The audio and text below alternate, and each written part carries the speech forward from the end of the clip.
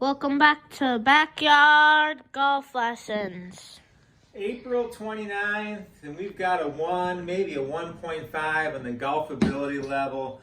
So we're inside of the golf cave again, and today we're doing school time.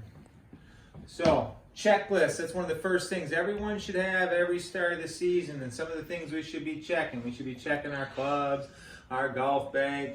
We should have a list of how to prepare for the season. But today we're going to talk about our clubs. We're going to talk about wedges. Right? So wedges are often one of the most overlooked custom fit clubs in the golf bag. People will go out and they'll spend thousands of dollars on their drivers and their irons. And then they just go and they go to the store and they just buy wedges off the shelf. And that can be costing a lot of strokes around the green. So let's talk wedges. A few variables here with wedges. One of them is gapping. We want to have the same loft difference between our wedges. We're looking for about 4 to 5 degrees of difference of lofts between the wedges. Most of you know that.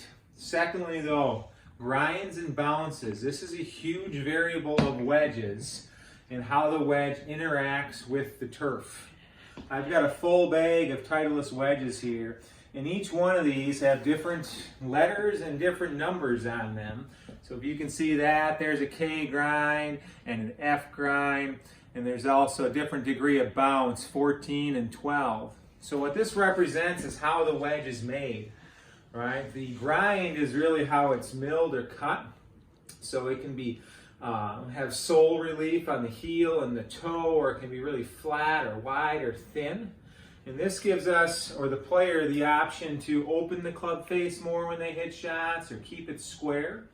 And the other big variable is that bounce, which is how much the leading edge is above the sole of the golf club. Both these influence how the club interacts with the turf. Very, very important to making good shots. Couple other variables with wedges. Shaft.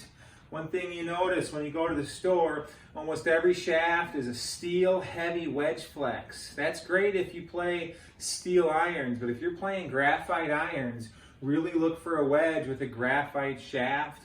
Make sure the length is the same length that you're using in your set of golf clubs. And then also watch the lie angle.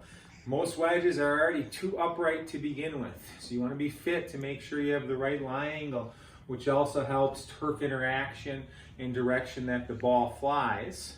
And then another big one is old versus new. Wedges should be replaced at least every 2 years. The spin rate is really different off new grooves versus old grooves. You can look up to 2,000 RPMs of difference in the spin from an old wedge versus the new wedges.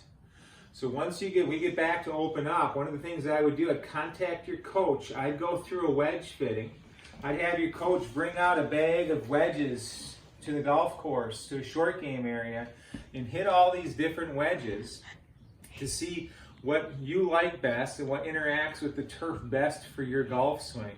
Another great resource is go to Titleist.com and go through the wedge fitting. It's not as good as working with a coach, but they're going to give you a very good recommendation of what to use for your wedges. That's the end of school time today. Hope you guys are getting out and golfing. Hope you've been enjoying the lessons. We'll see you tomorrow.